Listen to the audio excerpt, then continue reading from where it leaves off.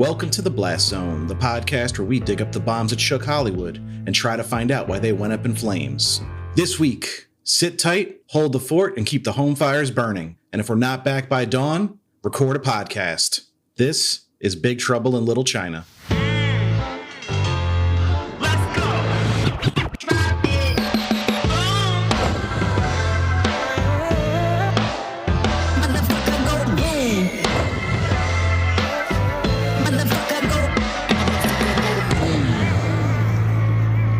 Welcome to The Blast Zone. Welcome to The Blast Zone. We are not a podcast about bad movies. We are a podcast about movies that did badly. That's right. I'm Jon Drake, in-house film critic of my Letterboxd account. And I'm Ian Dukes. I'm a person with thoughts and feelings, and some of them are about movies. Movies like Big Trouble in Little China. But before we get into that, Ian, how are you doing this week? I'm feeling grateful. I'm here recording a pod with you, our special guest, Nash. I'm feeling a whole bunch of other things as well, but we don't talk about those things. This is what's important right now, is we are together. We're going to have some fun. Well, you let the cat out of the bag, so I got to go ahead and introduce our esteemed guest. She was referred to as the fifth Beatle of Blast Zone, or the third Beatle? The George Martin of Blast Zone. Just one additional Beatle. The additional Beatle. The 27th cat in the production of Cats. She is a host of the wonderful podcast Death and Friends. She is the host of KO Comedy. She is a producer and host on Cabin Fever Comedy. It's Nash Flynn. Hey, it is. Nash, welcome. Thank you so much. I'm delighted to be here. If I had all my mental faculties, I would have thought of a food-related pun to introduce you with in honor of our defunct podcast talk show. Good old days. Defunct for now. It might come back, but just not this season. It has to come back because I've not even been watching Top Chef, to be honest with you. That's not good. You gotta right, and I had Wagyu beef for dinner, and I was just, But did you, though?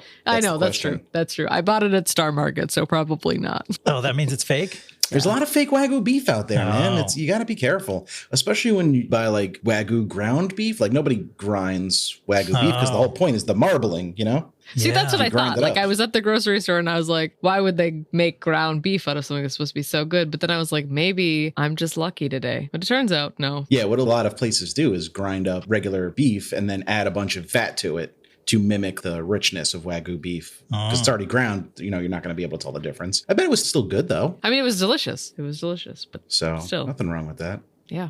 I was just thinking I haven't gotten to use any of our fun words that we spent so much of last season talking about. Like crudo and ceviche. Crudo. Yeah, there's lots of them this season, too. This is not a Top Chef podcast. This is a movie podcast. So, Nash, why don't you tell us something you watched recently that you thought would be interesting to chat about on the Blast Zone here? Okay, so in truth, I don't consume a ton of media anymore, but I was like, you know what? I have to stay culturally relevant, and so I'm going to watch the show that everybody's talking about 5 or 6 years ago. I started watching The Walking Dead. So, you just started watching? I thought you were just like talking about a recent episode. You just got into the beginning? No, I'm a binge watcher. So I started it probably about a month ago. I made it to season 7, episode 1, and I've called it quits on The Walking Dead. Frankly, whatever happens at this point, I will never know. That's a lot of seasons. It's a lot of seasons. It's a gross amount of television in like 4 weeks. I gave up long before you did, but I watched it week to week, which is even more frustrating, I think. How did anyone watch that? It's not a good show. It's not well written or paced. No. Episodes happen that have no impact on the rest of the story. And it's not a show like Atlanta where you can kind of get away with that because you're saying something bigger culturally. No, it's a crappy show, man. I feel like they were like, what if people really liked gore? And that was the only thing that they ever liked about television. You know what I mean? This was for a specific niche of person, and that person is also watching murder porn. You know what I mean? Like there was just a lot of viscera for no purpose at all. But then it has all these weird soap opera for guys element, like professional wrestling to an extent, because there's like a lot of interpersonal drama, but it's not fleshed out well. It's like a soap opera in the sense that it just repeats the same kind of story beats over and over with different characters.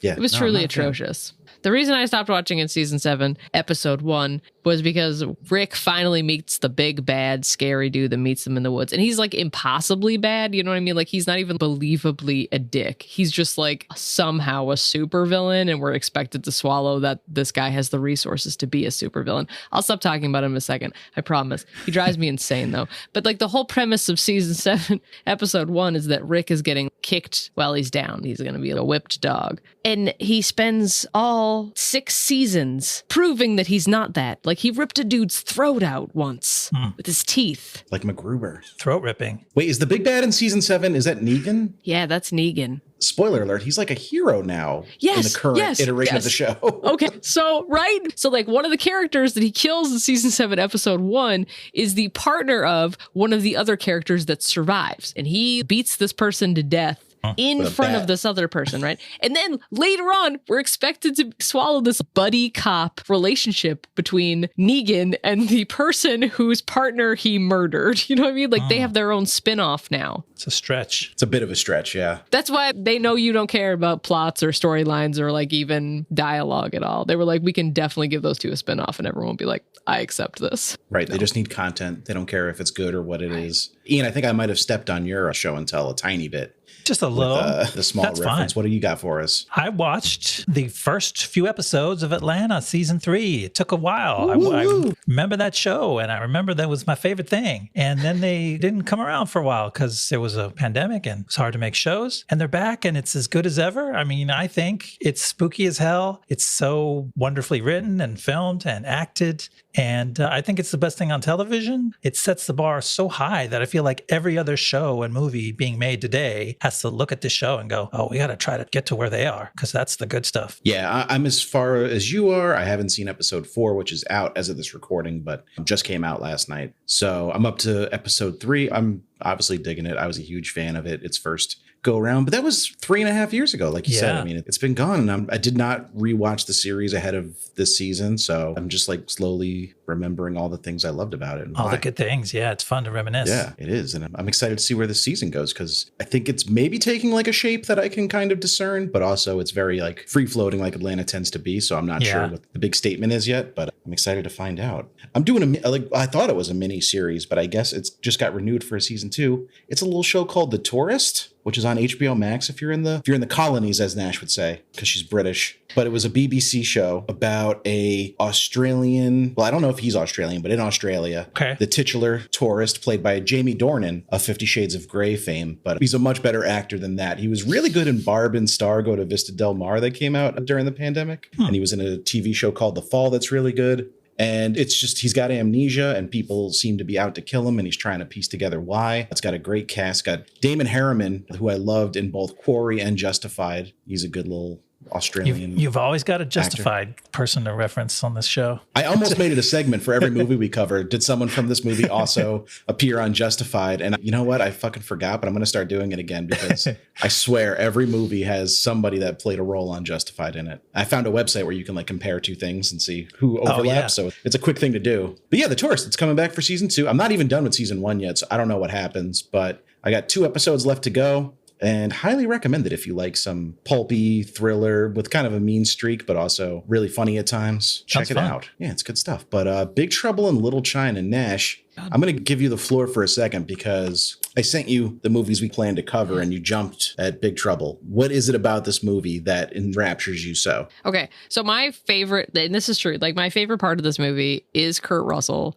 Mainly because I'm not totally sure he understood that he was filming a movie, but also just because they make him such a believable idiot. You know what I mean? Like, you're not like, oh, this character is stupid and it's for comic relief. Where his stupidity comes from is very, like, this would be me if I found myself in an action movie. I would do a desk pop and accidentally shoot out the ceiling and knock myself unconscious. That's a thing that would happen to me. And so I find that very endearing. And you don't see that a lot in any movie at all anymore. I just want to point out that you call just shooting in the air a desk pop, which is pretty special, an obvious homage to the other guys. I enjoy that. But yeah, he does a lot to like subvert the white savior trope that was so common in movies, especially back then, by just being a raging idiot throughout the entire thing. And I love it. It's incredible. What an incredible, like, I want to know if Kurt understood that was his role and they were like, you're going to come in here and just sort of fuck things up. Like every once in a while you'll have a moment which is cool and that'll be it. Or if they were just like, do you, bud? You know what I mean?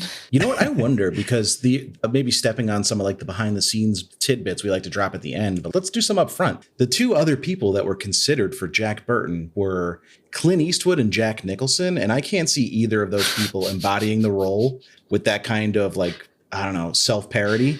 So Jack could get close. Clint Eastwood, it would be very clumsy and weird. Jack back then, maybe. Yeah, when he was a little older, I feel like he became more crotchety. I don't know. Did Jack do action films? I don't. He did some borderline action stuff. I mean, Batman, I guess, kind of counts. That was 3 years after this. I think Jack could have maybe done it, but it would have seemed a little intellectual. You know what I mean? We would have been forced to accept that he was just a smart dude who didn't have a certain something. I think only Kurt Russell could have carried this, like, super confident, but also just not really with it. Yeah, because Nicholson plays the outsiders who are a little bit wise when they're looking in on the scene that they're in, and they have some perspective that the other characters don't. And Jack Burton, as played by Kurt Russell, has no perspective. He's just like, what's going on? What do I do now? Like, he's just a dope, and it's beautiful. He's only involved because he wants his money that he won in a silly bet with Wang. So he has no vested interest in this whole conflict. And his truck, Yeah. Want my truck back. What was your relationship with this movie, Ian? I know you were at least familiar with it. Did you watch it when you were younger? So I thought I had watched it as a teen. Like, it was definitely a very familiar title, and it was something that I would have seen or maybe rented on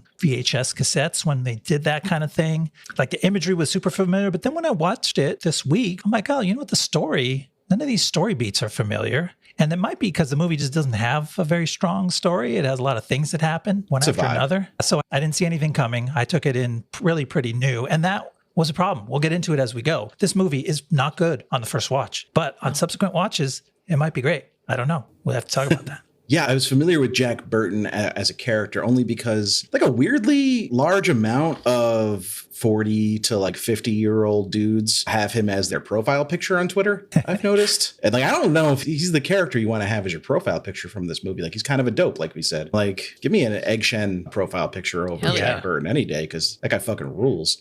But yeah, I knew I'd never seen this movie, but it was kind of talked about in revered tones, especially among Carpenter heads. Or Carpenter ants. That's what you should call his fans.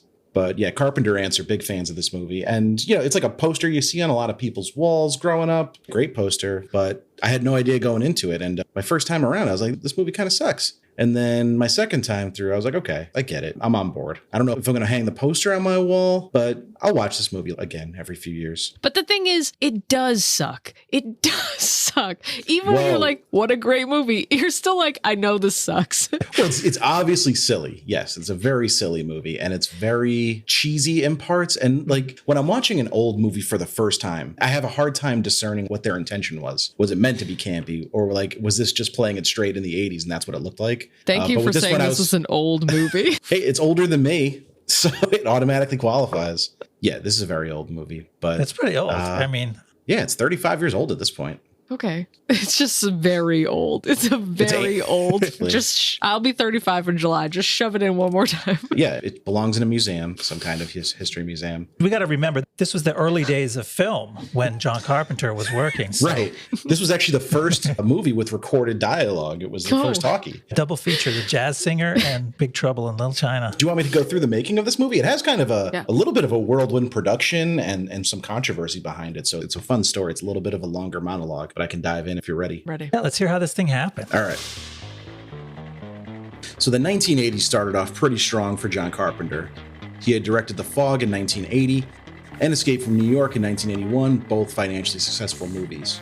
This was followed by The Thing, which was a financial and critical disaster at the time, despite now being considered one of the greatest horror/sci-fi films of all time. Check out our episode on it for more. Yeah, fuck you too! Christine was his next movie and was received lukewarmly by critics and audiences, getting mixed reviews and barely doubling its budget, but being viewed as somewhat of a return to form for Carpenter. He would follow up Christine with Starman, a critical hit that was a commercial failure, earning just $28 million against a $24 million budget. Carpenter wasn't quite ready to give up on the studio system yet, though, and signed on to direct troubled project Big Trouble in Little China. Troubled project. A little joke. Based on a screenplay by first-time screenwriters Gary Goldman and David Z. Weinstein. The original script was a Western that took place in the 1890s, with Jack Burton being a cowboy instead of a sandwich-loving truck driver. Taft Entertainment Pictures executive Paul Monash bought the script in 1982 and had them do one rewrite, but still wasn't satisfied that it was screen-ready. 20th Century Fox asked for a rewrite that would update it to a more contemporary setting, but Goldman balked and he and Weinstein were taken off the project at that point. W.D. Richter, renowned script doctor and director of future episode The Adventures of Buckaroo Banzai, was hired and got to work updating the setting to modern-day San Francisco. Trading in them cowboys for cafes. Richter basically started from scratch, preserving elements of main villain Lo Pan's backstory, but scrapping everything else. This led to more controversy as Fox wanted to deny Goldman and Weinstein any writing credit, seeing as how the new script was essentially a brand new story. Fox removed Goldman and Weinstein from press releases, and then the WGA got involved. It would be resolved in March 1986, just months before the movie's release, with Goldman and Weinstein getting the written by credit and Richter getting an adaptation by credit. The same credit was later received by Charlie Kaufman. Carpenter was offered the project in July 1985 and signed on with hopes of casting a big star in the lead role, considering Clint Eastwood and Jack Nicholson. Eventually, he would reunite with frequent collaborator Kurt Russell, who originally passed over concerns about Jack's characterization and the film's marketability. Given a reported budget of $25 million, production was fast-tracked with the intention of beating the similarly themed The Golden Child to theaters, and Carpenter was only given 10 weeks of pre-production time before principal photography began in October 1985, with some early establishment scenes being shot in Chinatown, but most of the movie being shot on the Fox lot in Los Angeles. Filming wrapped in January 1986, and post-production began with a $2 million special effects budget. Effects were handled by Boss Film Studios, and they clashed with Carpenter. Who are you gonna side with, the Carpenter or the boss? Carpenter felt the studio had too much on its plate and could not deliver all the promised effects, but Richard Edlund, who was the head of Boss Film Studios, disputed this, saying the studio's workload was fine and that they were very excited about the movie, but the $2 million allotted was low for what the movie required. Released on July 2nd, 1986, the movie opened in 12th place. 12th. 1-2.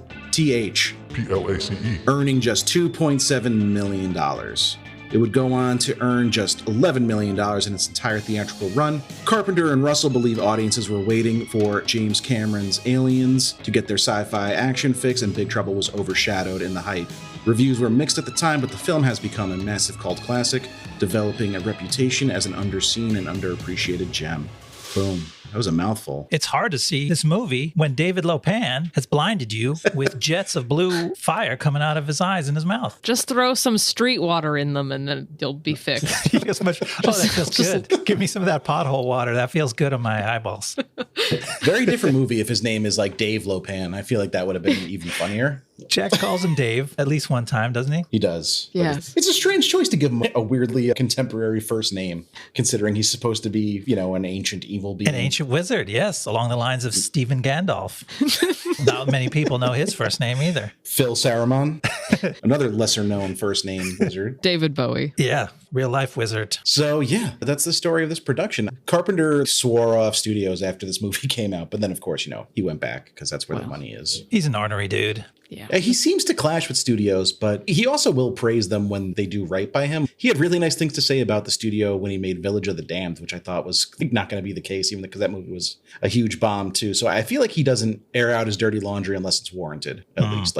Or maybe he just got, cuddlier in his old age. So question, do we think the $2 million budget was too low or were the expectations too high? Where do we fall on that? Well, it's 1986. So, Sure is. Yeah, I don't know what more money could have gotten them. But then Aliens comes out, 2 weeks after this. And Aliens still looks pretty good by today's standards. So, yeah. Yeah. Like a different aesthetic. I mean, you could have saved money just by cut some things out. Do we need the floating eyeball creature? No. Is he fun? He's super fun. I mean, he's horrifying to look at. It's incredibly whimsical. But if you scratch him from the movie, nothing changes. Except, and he was their biggest challenge because he was a very complicated little puppet guy. So I think most of the effects budget went to that stupid little dude who really just kind of looks like Kirby ate Slimer. I was thinking if Meatwad were horrifying.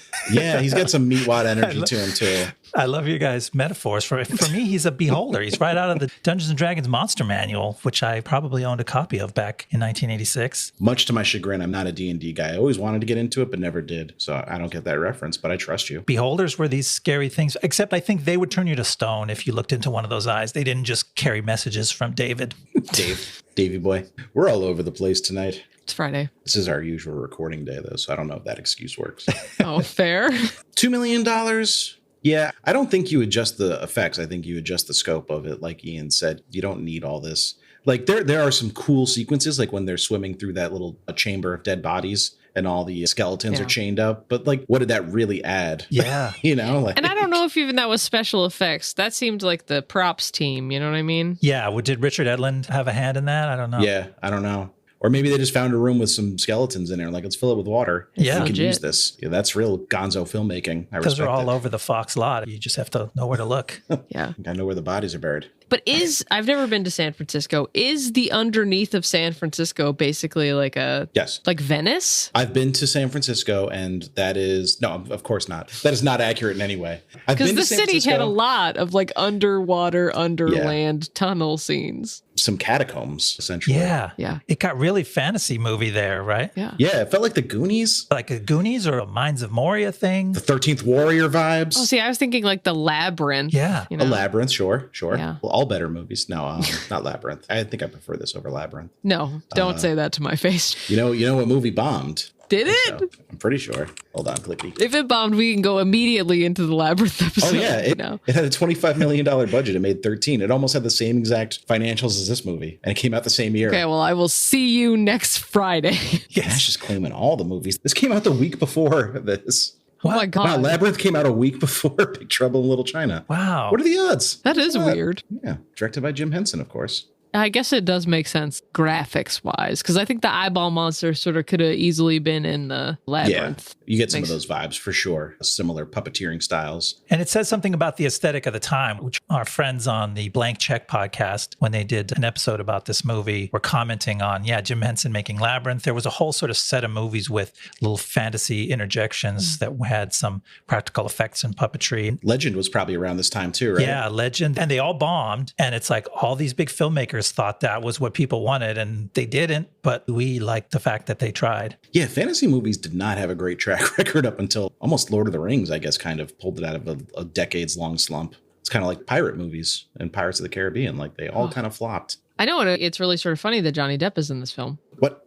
David Lopan is literally Johnny Depp. Did you not know that? How many bracelets did he have on during his, at least 8 then? For a formal affair like that, Johnny Depp pulls out at least 8 bracelets and We 5 know. scarves. Man, I can't wait to talk about Lopan's wedding because that looked like a fucking rockin' ass time. But do you want to walk us through the first third of the movie, Ian? Yeah, let's jump in so we can talk about the good, dumb stuff that happens. Yes, sir. So Jack Burton, played by Kurt Russell, is a truck driver. After making a delivery in San Francisco's Chinatown, Jack beats his friend Wang, played by Dennis Dunn, in a back alley dominoes game. Then he drives him to the airport to pick up Wang's fiancée, Mao Yin. But Mao Yin is kidnapped by an evil street gang with weird glasses. Then the guys go back to an alley in Chinatown where they get caught in the middle of a fight between rival warrior clans. The bad guy, Wing Kong clan, has 3 supernatural warriors on their side called the 3 Storms, plus an ancient wizard named David Lopan, played by James Hong. Jack and Wang have to abandon the truck and flee for their lives. Love how this movie starts. Just the 20th Century Fox logo, and then like, bam, we're one-on-one with a conversation with Egg Shen. Like, we don't get any credits, no music, no nothing, no lead in. Yeah. No foreplay. They just stick it right in with this movie. And it's kind of noir. It's a police interview in a wood-paneled office with slats of light crisscrossing his face. Kevin Spacey's drinking a cup of coffee. Yeah, it's a whole different movie. I do like kind of the way it sets up Jack Burton as this mythical figure with what Egg's saying. And then as the movie goes on, you slowly realize like he's bullshitting you and like none of this is true. Yeah, that's one of the most disorienting things about this movie because Jack Burton is not really a hero. And yet I thought he was through the first watch. I thought he was supposed to be. And so it was very frustrating and very like his jokes are funny, but you're like, but that's not who he is. And they told me from the beginning, he's their hero. He's the guy that they protect at all costs. And he's not. He's the patsy. You don't realize it until watching it twice and analyzing it that Egg Shen was fucking with the DA. By pretending to stick up for Jack Burton, he was throwing him under the bus so they wouldn't look into what's really going on in Chinatown. Like, oh, it's the white truck driver. That's the real guy you should go after. Which is such a smart way to frame it, but it is like a little high-minded for what this movie is presenting to you at like a surface level. Way too clever. You'd never suspected of doing that.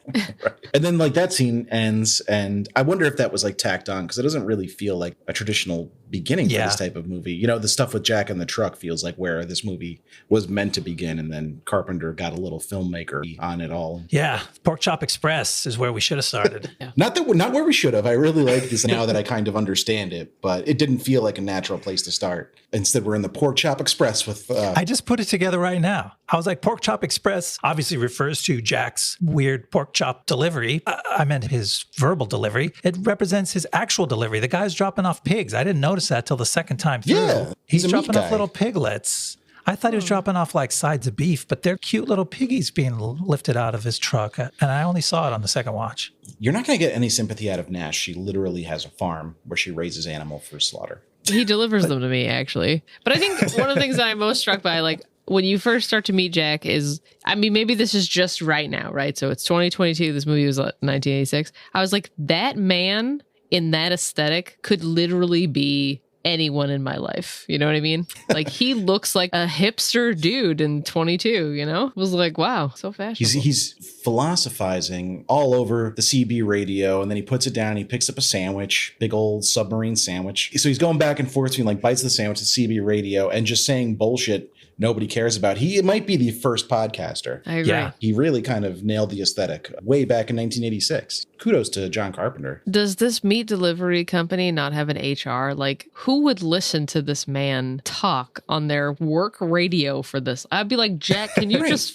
fucking button it up, my man? Like, we're all working. We don't have to listen to this. People need that channel for work-related This shit. is a Like, safety get out of here, problem. man. That's what I'm saying. Keep the channels clean, dude. He's doing all this distracted driving on the Golden Gate Bridge. I've driven on the Golden Gate Bridge. It's terrifying. It's extremely busy. He's driving a big rig over it and just not paying attention to the road at all. It's a miracle. And then he complains about his insurance premiums later. Like, no fucking wonder. You've probably been in 15 accidents this year. Does he even have a hand on the wheel? Anytime he drives in this entire film, he's like looking over. Driving is like his secondary option. Everything else takes a Because backseat. he's talking into the CB mic, and then he does a full-on mic drop. Each time he finishes a line, he's like, so I told him the check's in the mail, and he does a mic drop into his own lap, and then his other hand comes up to its mouth, and it's filled with that giant sandwich. He's like, wait a minute, was he driving at all this whole time? He's doing the driving with the knees in Yeah. a big rig, which is terrifying. Definitely is. But it does give us a vibe of what to expect from Jack Burton. He's properly characterized, I would say, throughout the rest of the movie. Agreed. And it's like dusk in a rainstorm. Right. He's got his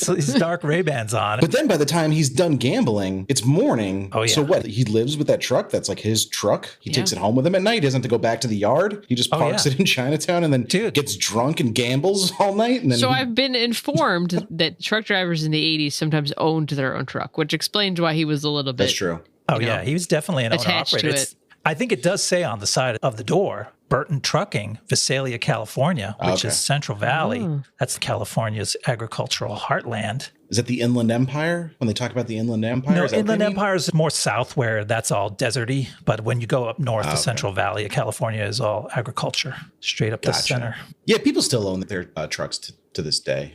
He didn't strike me as the kind of guy who could get up that kind of equity, but you're right. The graphics on the side. But I think that's why he was so attached to it, because it was like legitimately not a nice truck, but he was like, I'm getting that truck back. Yeah, that was his He life. still shouldn't That be was his drinking business. all night and then driving it. No, I mean, I agree. So were we expected to swallow that he was like a heartthrob? Were we supposed to walk away and be like, oh my God, that Jack Burton, you know what I mean? I think kinda. Yeah. I mean, Kurt Russell's handsome. Because he gets with the hot girl at the end, you know? And then he like The turns hot her girl. down. Holy shit. I had never seen 80s Kim Cattrall before this, and Welcome. my lord. Yeah. She's a that kitty. was- Welcome to Yeah. your eyes. We get like That a was something. full-on like wet tit scenario later on in this film. Don't think I didn't mark the time. Nash has it bookmarked.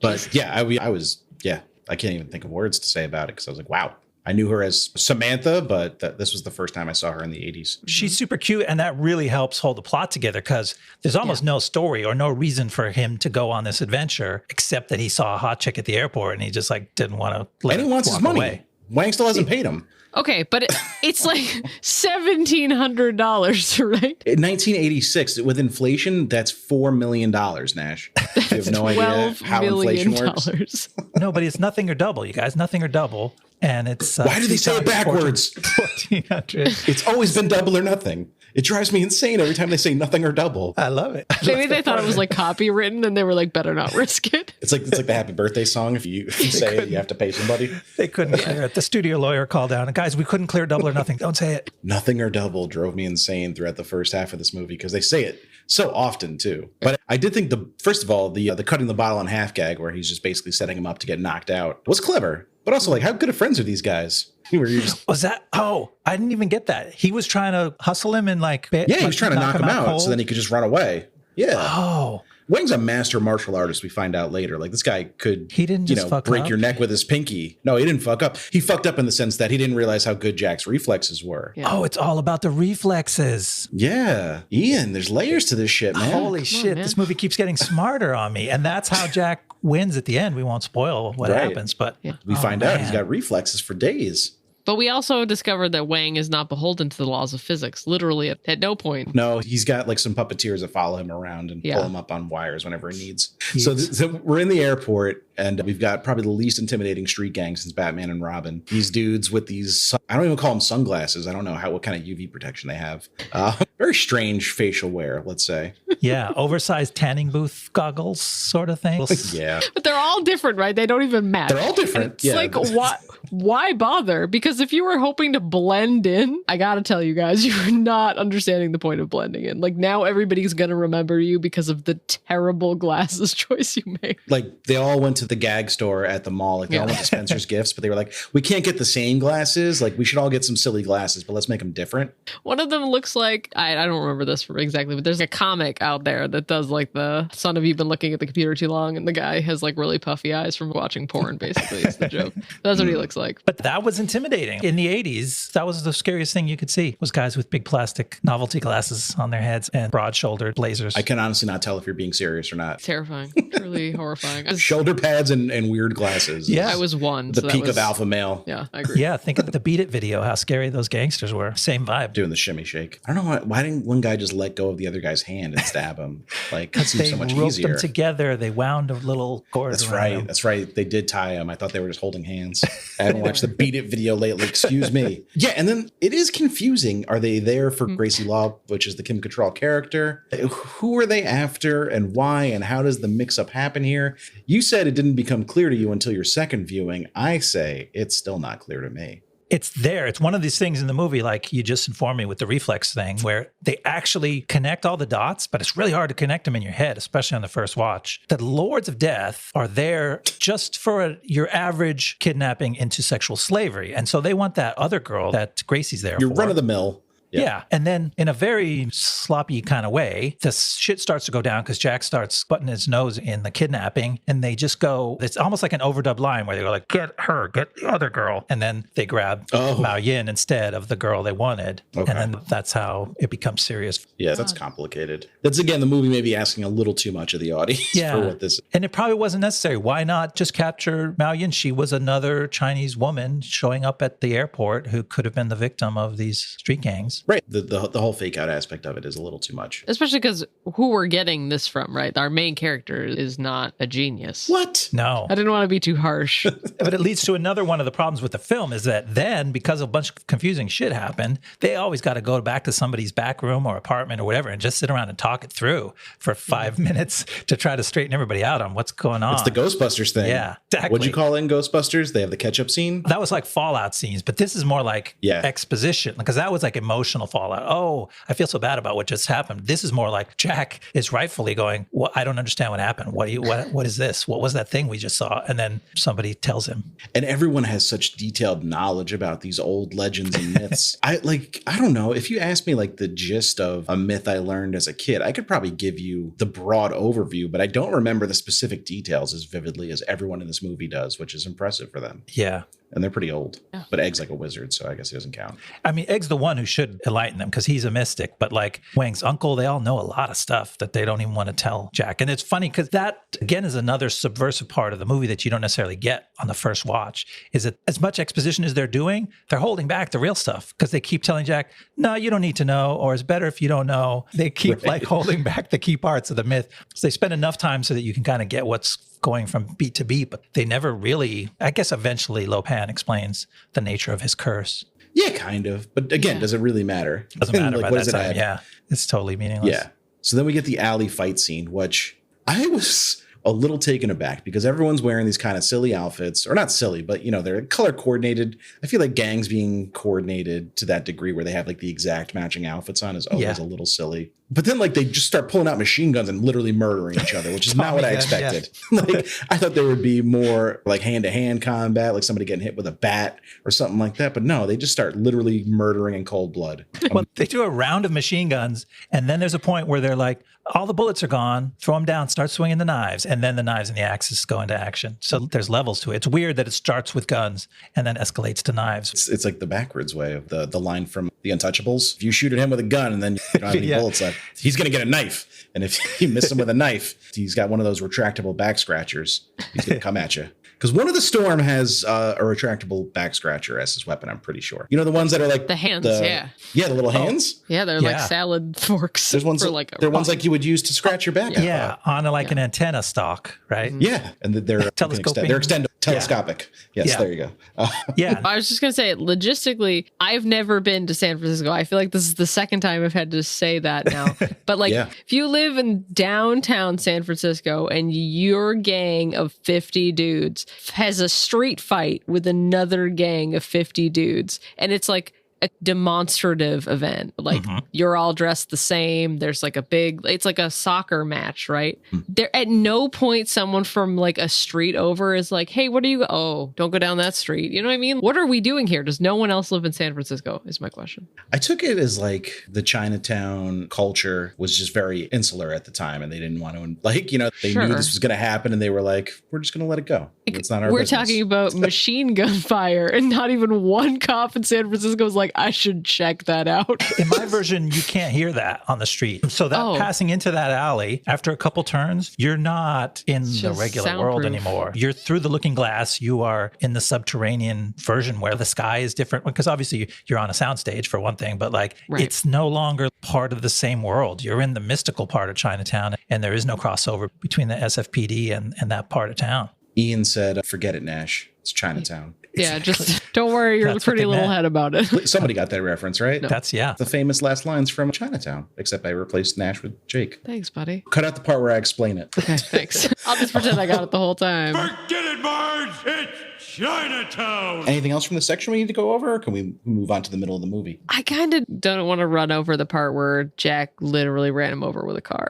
Because he looks so goofy. He's just standing there making a weird face, and then he falls like one of those clowns he used to be able to like hit that were inflatable, and they would like bounce back and pop back up. He reminded me of nothing more than that. They didn't do the phasing thing. And it's like, this is the big bad of this film.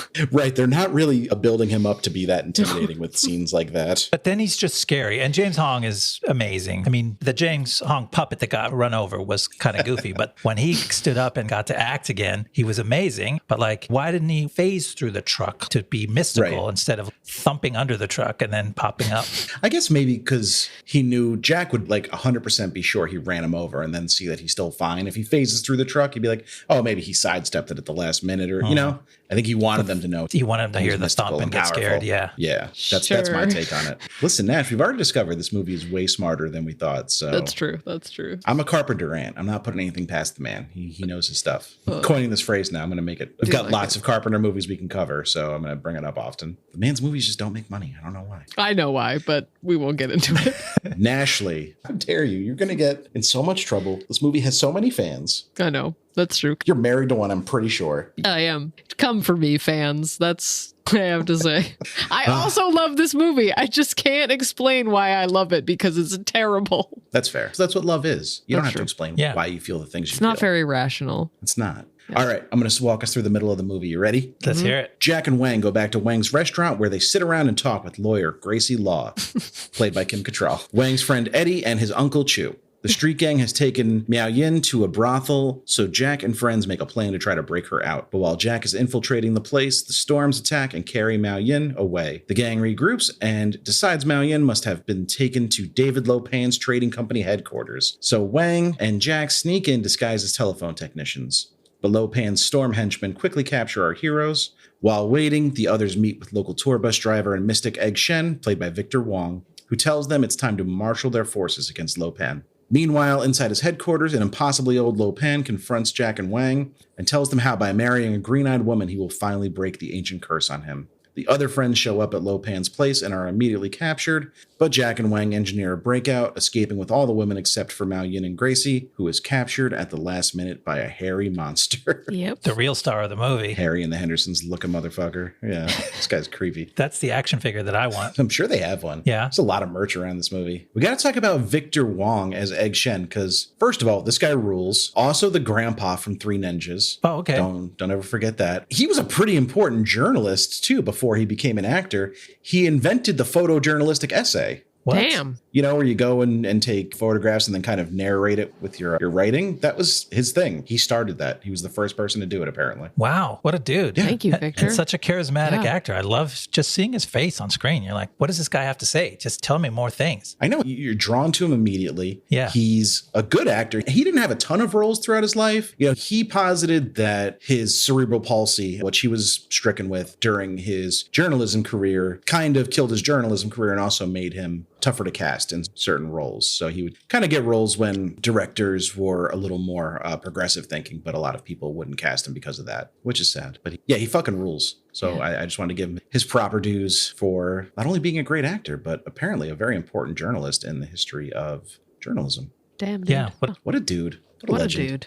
You go into this movie, it's an 80s movie. It has all these stereotypical themes and characters, and you go, oh, this could be dangerous ground. There are weird things like this guy's name and the name of his tour bus company, Egg Foo Young Tours, and his name is Egg. And like, what are they trying to do with the names? And you're like, ooh, where are we going there? But the characters, the Chinese American characters and Chinese characters are all the heroes and the most competent and capable people in this film. So in that sense, it gives them the agency and the power that they need to stand on their own. But also, we have white characters whose names directly tell us what they do for a living, like Gracie Law. You know? She's graceful and she practices law. Hell yeah.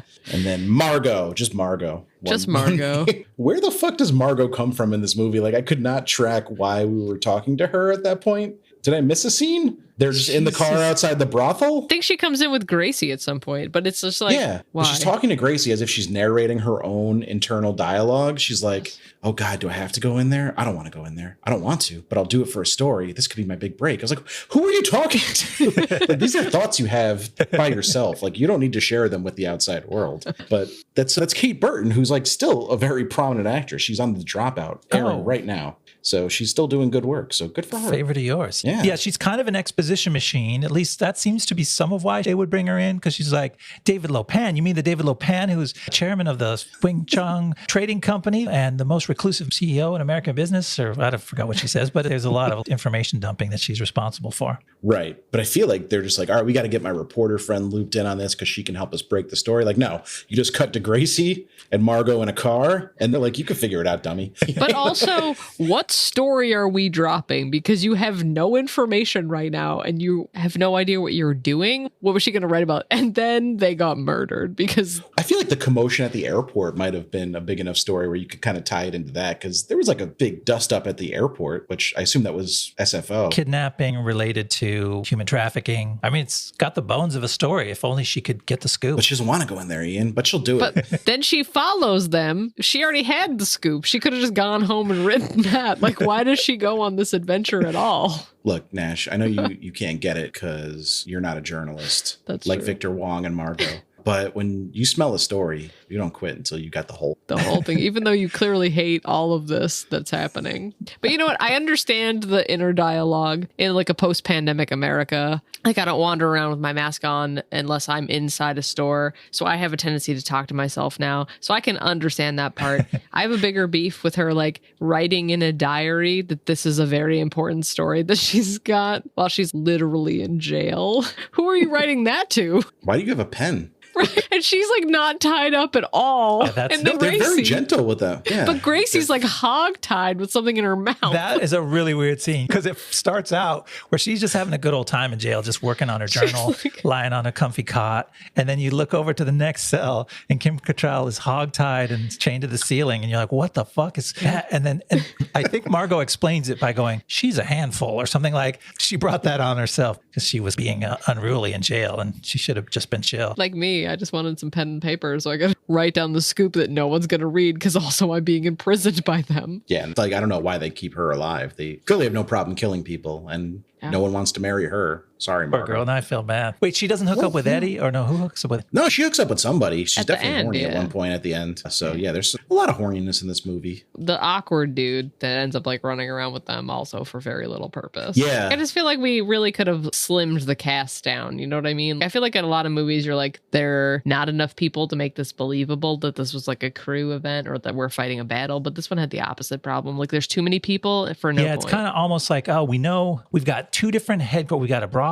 and a headquarters, and we need to engineer plots. Somebody goes should have been in, one somebody stays location. out. Yeah. And so like, oh, we need enough people to go in and still have 3 people on the outside. So who's going to be the third person? Let's bring Eddie in, the maitre d', and have him also be a kung fu master. Well, then let's talk about infiltrating Lopan's headquarters, because the what's up with this little trick they used to get in the door, the phone company trick. They're posing as repairmen. How did they pull this That off? was so cheap. They have one handset, not even a piece of cable or wire or anything, just a phone that they yanked out of the wall, and only one of them has it. They don't have a bag, a backpack, a case, a tool, anything. They're wearing denim jackets. Not even a nary a screwdriver to be seen. Yeah, they didn't do the coveralls thing or the van trick or any of that stuff. They're just like, they're still wearing their denim jackets. Jack's in his Renaissance fair knee-high suede lace-up boots. And they're like, oh, of course, we're the phone guys. Let us walk through. We'll be right back. If they'd been like captured immediately, it would have been funnier. It definitely would have made some more sense. Do we think the boots is like a holdover from when this was a Western and they just couldn't figure out a way to let it go?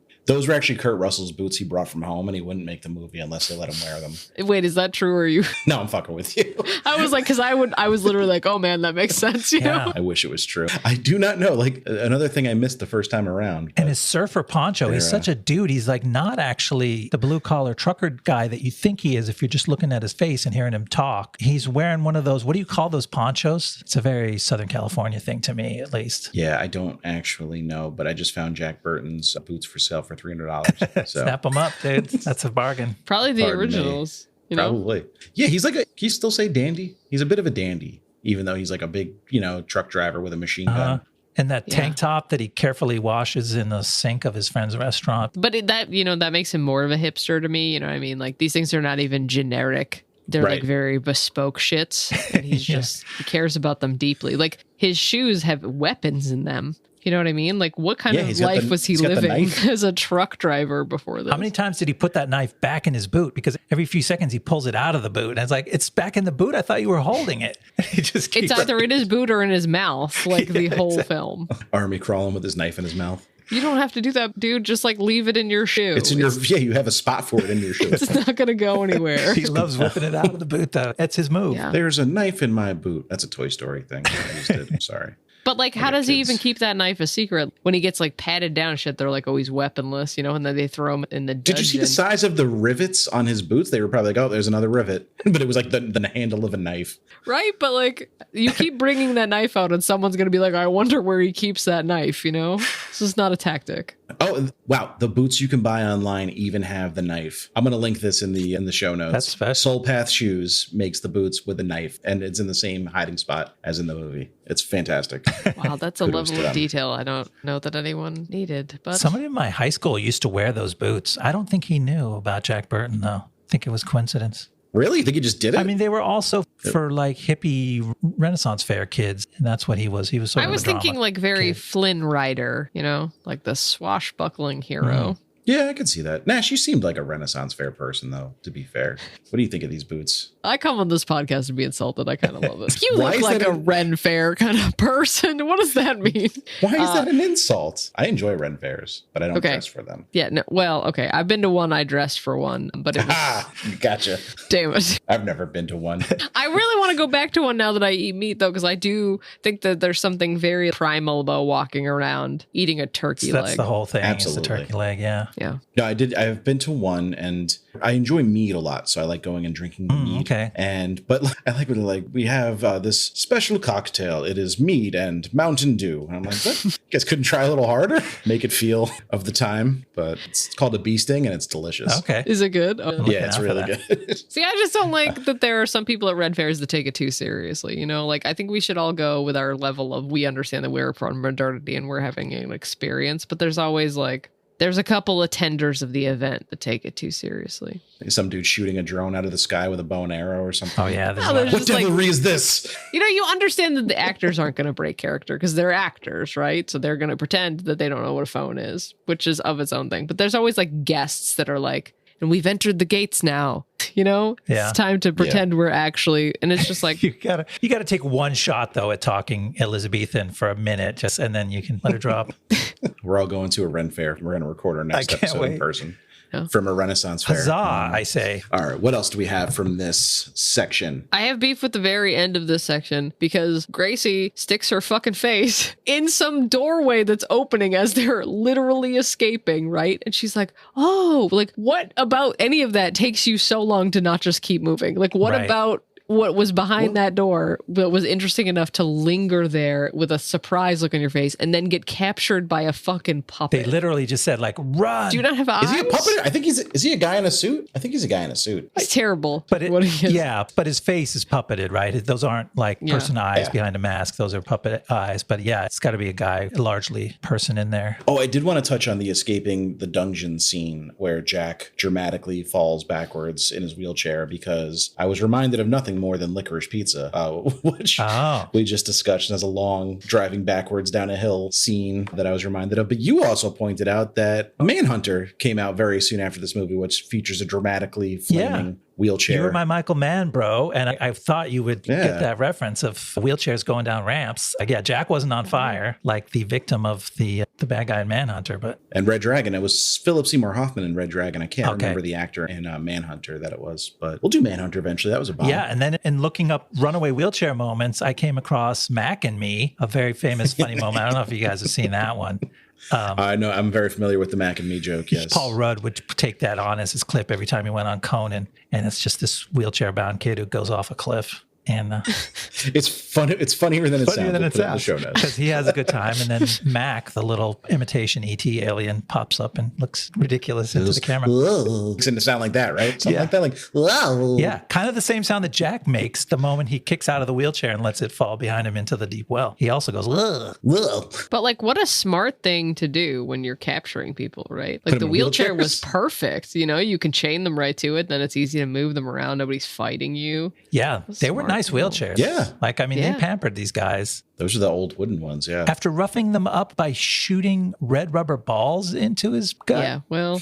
Weird interrogation tactics. So Lopan hires former riot cops to be his guards. They have only non-lethal ammunition. But I love that all of their like magic tactics are things they could actually just do. You know what I mean? Like nothing about throwing a ball at someone was going to be hard or like easier if you had magic, or like in an earlier scene, none of the things that happen on like the parade floor where they're having the big fight out in, you know, downtown San Francisco, they could have easily just used their hands. Like the knife switch that they do. Oh yeah. Like as part of the ritual where it comes from their bottom hand. You could just hand it off to your other hand. Like you don't need magic for this. You don't have to do a flip before you throw a knife at a guy. You could just chuck the knife. Indiana Jones taught us like, all that stuff is for show and not necessary. All right. Anything else from this section you wanted to talk about? You know, there's a lot of antics left. Maybe we should soldier on. Let's get to it. Bring us home. All right. Inside his headquarters, Lopan moves ahead with plans to marry both Gracie and Mao Yin, since they both have the green eyes needed to break his curse. Egg Shen leads Jack, Wang, and a team from the Good Guy Warrior clan to once again infiltrate Lopan's lair, this time from secret tunnels beneath Chinatown. Egg gives everyone some of his magic potion to power them up for the big battle. There's a big fight, and after Jack kills Lopan with a knife through the forehead, the others help do away with the three storms. Wang and Mao Yin are reunited. Jack and Gracie decide to part ways for now, and Jack heads back out on the road alone. Or is he? Because Harry from Harry and the Hendersons is in the back of the truck. What? Oh, that scared me. I feel like we need a Dewey Cox sound clip in here. Like, you can't get double married, Dewey, even if you're famous. It's illegal to be married to two people at the same time, Dewey. What about if you're famous? Because the whole time I was just like, so I guess like it's not a legal marriage. It's more of a mystical marriage. Yeah. It's not bound by the same laws as the rest of us. Yeah, one was the spare. He was going to kill her right away to please the demon, right? He was going to kill Gracie, right? Yeah, because he liked Mao Yin better. It's Quite a wedding, though. I would have liked to attend. Yeah, very 80s, not very like centuries old, because there's like this giant fanged skull, but it's got green neon bulbs wrapped around everything. Very funky. I bet like the drinks there cost $35, but they're delicious, and they involve a smoking gun. Like, it looked like a club in the meatpacking district of Manhattan, but one I would like to hang out at. It was kind of nice. And then like not a lot of people showed up for that wedding. It was just that one warrior clan and not a really diverse set of guests. Right, so you could probably scheme them out of 2 meals because the kitchen has, enough food. Be like, I want the chicken and the fish. I'm really hungry. Oh, that's a move, like, all right, yeah.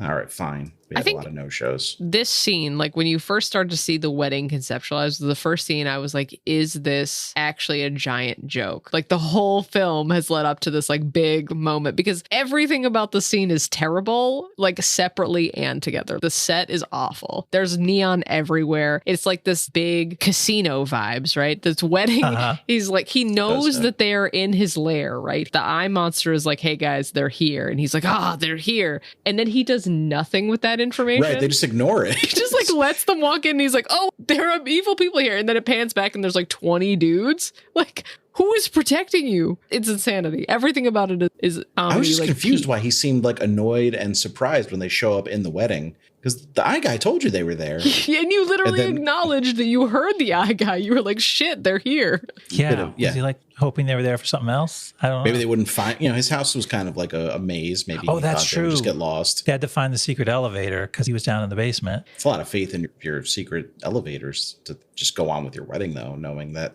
there's like 15 dudes on their way to kill you. Right. And then he was still like legit surprised to see them. Like, God damn, you guys showed up. You know what I mean? Obviously, you found out 20 minutes ago that they were in-house. You think they were just going to be like, I'm tired, I'm going home. Rudely, not one person brought a gift. Yeah. I didn't see one envelope, nothing that looked like a KitchenAid stand mixer with any of our heroes. So. Although, what can you really buy an evil deity, that they can't just get themselves? It's true. Well, we never got to like the first dance. They would have obviously done the money dance thing and they would have been pinning envelopes on Mao Yin's dress. Ooh, if they didn't do the ritual where Lo Pan becomes flesh and she tried to feed him a piece of cake, would it just go through him? That's why he had to get the flesh part done. Spent a lot of money on that cake. Actually enjoy his wedding, Do we ever really enjoy our weddings, though? You're so busy that day. It's not for you. It's for the guests. That's what they always say, right? That's true. All right. What is this concoction Egg gives them? Like, was this the original Red Bull? He just gives everyone a shot in the elevator? I thought it was absinthe. Ooh. The Green Fairy. Yeah. Interesting. Because they do sort of trip a little bit, right? Like, they're all sort of fucked up. They get high as fuck. Yeah, they're in that elevator and they're all kind of giggling and looking at each other. I love that Jack line. I feel pretty good. I'm not scared at all. I feel kind of invincible. I need me some of that, please. But we never find out exactly what it was or what it was even doing to them, right? So are we meant to just sort of accept that it's like liquid courage? Like, it was in you all along. It feels like another scene that was cut maybe of like Egg brewing it up before they leave. But it works as a mystery too. There's a lot of mysticism in the movie, so I don't think everything needs to be explained. But I just want to know what it is so I can go find me some. It seems pretty good. If you want to connect the dots on this too plot-wise, you can say, well, moments later, Jack shoots into the ceiling and knocks himself out cold with a big chunk of concrete. He would not have survived that if not for the magic potion. Mm-hmm. And then you could also posit that our friend Wang, who starts flying higher and higher through the air in his showdown with Wind, is it, or whatever the storm that he fights one-on-one? Yeah. Like, he becomes pretty much a supernatural warrior at that point. I'm like, was that Wang all along had these powers, or maybe that was the sauce? I don't know. Oh, that's true. I forgot how often he's aerial in this scene. They get higher and higher. Pretty much the entire time. That's the joke of the scene, is that it gets sillier and sillier. This president just break into the next floor. But Jack knocking himself out cold was a big laugh for me. I was very tickled by that. It's a little bit of a trope, like the hero getting knocked out before the big battle, but then he comes to. I've seen it before, like especially in Game of Thrones. It's a big plot point. But then like the guy wakes up at the end of the battle and everyone kind of tells him what happened. It's often used when you don't have the budget to film the battle scene. But here, like, they just cut to him like laying on the ground a few times. And I was like, this is hilarious. And then he wakes up eventually and like starts fighting. I was like, what was the point of that? But I loved it. Yeah, the jokes get more overt. In this like last third of the movie, starting in that last scene where Jack does the thing, it's like a full-on Three Stooges or cartoon moment where he opens the door and the whole gang is looking in his face, and he closes it again and turns around calmly to the rest of them and says, we may be trapped. There's just some really broad comedy moments. And then it gets kookier here with the knocking out. And then he delivers his final showdown speech against the big bad guy with lipstick smeared all over his lips. And the first time I'm like, what the fuck? And then the second time I'm like, I really love how subversive this thing is. just totally shreds Jack Burton. Yes, it's like character assassination at the highest level, but I'm here for it. But it's not character assassination because we don't know the character. Like, it's characterizing him as this buffoon, but you're just not prepared to see it the first time you watch the movie because you're expecting him to be heroic. It's just bursting the bubble that you think was being inflated, but the whole time the joke was on you and Jack. And then Egg and Lopan have their big battle where they have little video game avatars fight for them. Yeah, like telecommuting. That was more special effects budget they probably could have saved. Was there any point of having them do a little avatar fight? I mean, was this like a Star Wars callback? Like the 3D chess? So is that what you're thinking of? Well, what was out at this point, right? Yeah, Jedi was 83, so they were all out by now. I I don't know. was just thinking like the ghosts, but I guess they don't really fight that much. Yeah, once you're a ghost, you can't really fight, but you kind of pop up and give advice, which is helpful, but not very threatening, I guess. I see what you mean. I guess I was just thinking like colors and direct action was sort of giving us this like back and forth and like who was going to win color wise, and opens the door for the Voldemort Harry scenes, you know what I mean, with their special little wand. Yeah.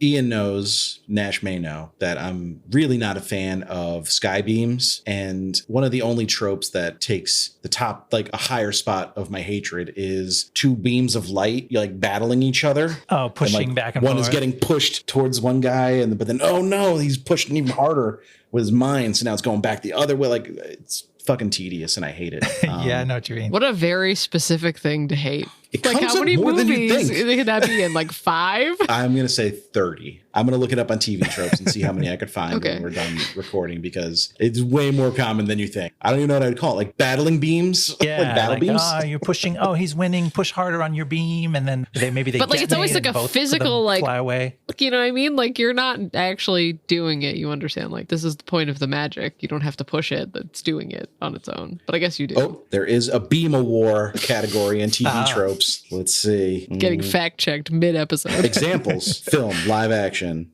Big Trouble in Little China is top answer. Wow. The Battle Wizard, Buddha's Palm, X-Men film series has a bunch. X2, Last Stand, Apocalypse, Godzilla. Lots of Godzilla movies have it. Dark City has it. Revenge of the Sith has it. Howard the Duck has it. Stardust has it. Fantastic Four has it. Iron Man 2 has it. Damn. Am I making my point? I can picture Cyclops. He Yeah. always sort of had to do that little tug of war with his beam. And then there's a bunch of TV ones that do it too. Damn. Okay. Fine. Your hatred is validated. Hate away. But that being included doesn't take away from my enjoyment of this final third of the movie because, like Ian said, it just goes completely bananas and has a real fun time with it. Yeah. Let's talk about the ending a little bit. Let's ignore the creature in the back of Jack's truck here. Okay. Do you think this seemed like it was setting up a sequel, right? Further Adventures of Jack and Gracie, maybe? Yeah. They left a lot on the table. They did. They did. Sure did. Jack did. Lord knows. 80s Kim Cattrall on the table. We couldn't like I don't know if it was a sequel necessarily about their love story, right? But it's like the whole movie was driven by Jack seeing her at an airport and being like, I'm gonna put my dick in that. You know, like we're getting the whole arc because he looked at this woman in an airport. And at the end, she's like, basically like, yeah, fine. I'm in love with you after like nothing. Like, what are you even doing, Gracie? But he's just like, I'm good. Gotta leave him wanting more, I think, is Jack's philosophy when it comes to the ladies. You gotta leave him wanting more. But how often, logistically, how often can this man get laid? You know what I mean? Like, take him when you can get him, dude. You don't think ladies are lining up outside the Porkchop Express? I don't know that anybody was like, tuck your tank top into your jeans, daddy. You know what I mean? Like, I just don't know. His boots came up high enough. His tank top was actually tucked into his boots. It was, you thought it was tucked into his jeans, but that was just a trick of the eye. Didn't they gave her an out too? So it was kind of balanced, right? She's like, I'd go with you if you bought a better truck or whatever. And then he's like, yeah, but eventually everyone gets tired of me. And she's like, yeah, I wasn't that into you. And so then they're kind of both equally like, yeah, it's good that we didn't do it. It's more But subversion. then, like, at least then have the sex. You know what I mean? Like, Yeah. if you did all of this to get there and then you were like, nah, this isn't going to be anything. Like, That's a good point. Maybe that's the subtext. They boned down the night before. And so they're both like, oh, we got that out of our system. Or it wasn't that great. oh. We're like, we're done. We're fine. I'm a sucker for like a little tractor trail, like a little truck that has like a bedroom in the back. Oh, yeah. He definitely has that bed in the back of the cab. Yeah, he does. I don't know that he does though. I don't think his was the extended cab, but like I follow a weird amount of TikTok accounts that are just like tours of trucks, like so you can see the little living spaces that they have back Are you there. serious? Oh. This is a really weird expertise for you to bust out. I'm very intrigued by it. I don't know. I just want to see what they look like. Every time I on the highway and I see one. I'm like, I wonder what's back there. You know, is it a little microwave maybe, or like a little mini fridge. Who knows? Just wondering what his setup is. Can't help it. Yeah, he didn't have the real stretch cab that could have like a big king bed back there, but I think there's still room for a cot and a little footlocker behind the seats, isn't there? Probably. I have to go take another look at it. Oh, they're selling the Porkchop Express on Etsy as well for $300. What? No, I'm looking it up. Here are my clickety-clackities. Oh, yeah. He's definitely got room for a cot back there. Okay. Yeah. I mean, he probably just sleeps while he drives, honestly. Yeah, knowing him, how just he does not respect the other drivers on the road or the rules of the road. No. He podcasts, eating, sleeping, driving, all at the same time. And that is Big Trouble in Little China. What a fun movie. Yes. Yeah. What a film. What a film. Who knew? We're going to make a Carpenter out of you yet, Nash.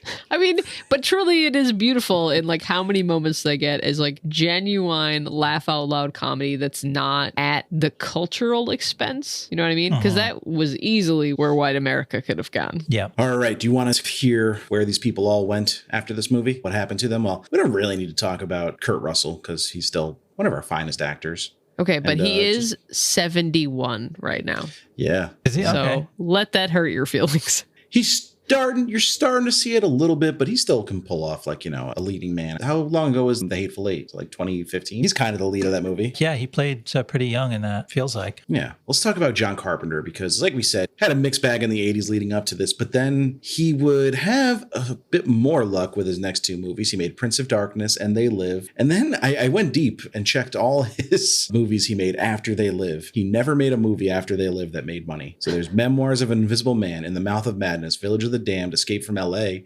Vampires, Ghosts of Mars, and The Ward were all bombs. I haven't seen a single one. Damn. In the Mouth of Madness is good. Escape from LA sucks. Escape from New York is much better. Vampires is pretty cool. I saw Ghosts of Mars, but I don't remember it very well. But, don't worry, little Carpenter ant. We're gonna talk about a bunch of these at some point. We've got a ton to choose from. We're going to start chewing through them. That's right. The power of teamwork. Take them down pillar by pillar. I don't really know what Carpenter ants do. They eat wood, right? They're like termites.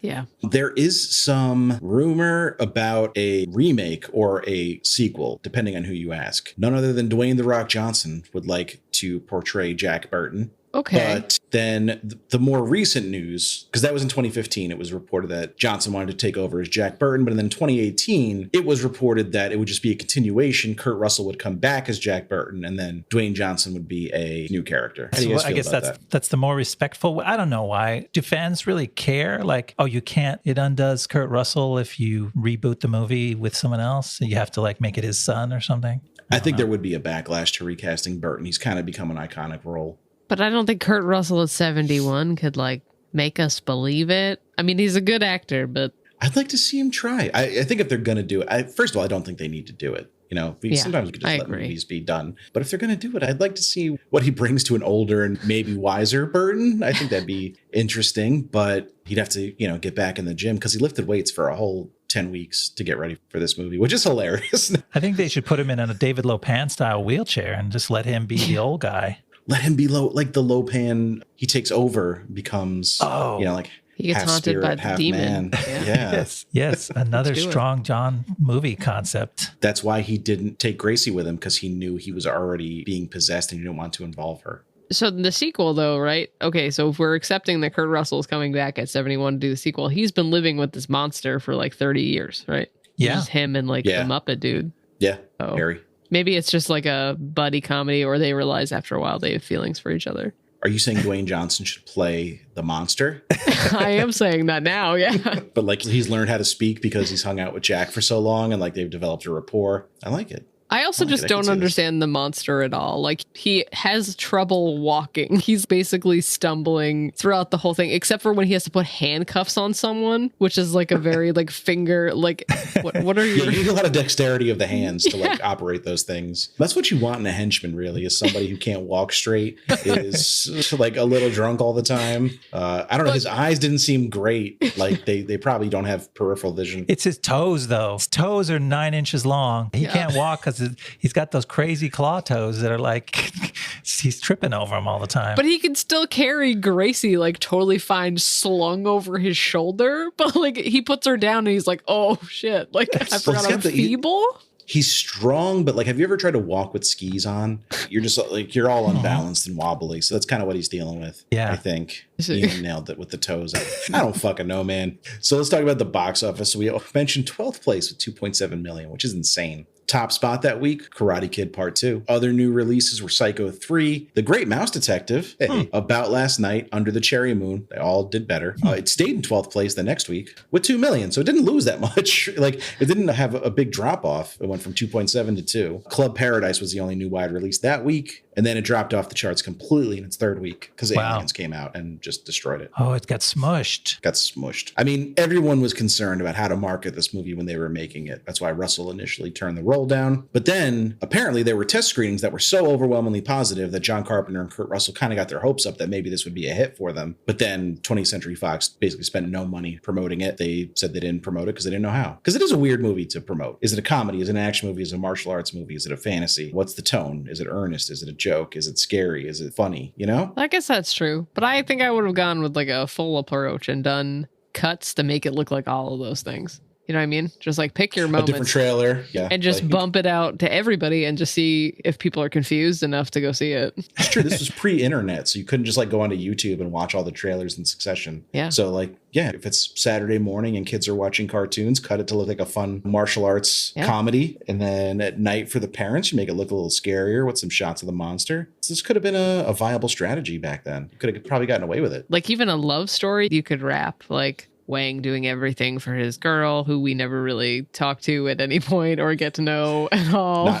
Not the most fleshed out character in movie history. Oh my God. I didn't like her because she wouldn't talk. And that wasn't what doomed them at the box office. But that was a weird choice. Among the many choices that I ended up liking in this movie, I still, on the second watch, didn't like Mao Yin because she's like drugged the whole time or something. Like she can't even say a sympathetic word in her own behalf. What the heck? Yeah, that's definitely a low point for the movie. But overall, Big Trouble in Little China is a blast. It really is. Right? Like, I was sober when I watched it because I vowed I would stop smoking weed for Blast Zone episodes because it was skewing It's very generous of you. my takes on the film because I was not paying attention. And it was still fun, but I can't imagine how much more fun it would be with like a group of friends and some drinks and maybe some herbs. It's just one of those movies you'd love to like sit down and kick back and make fun of while you watch it, but in like a good-natured way. Because like the movie's in on the joke too.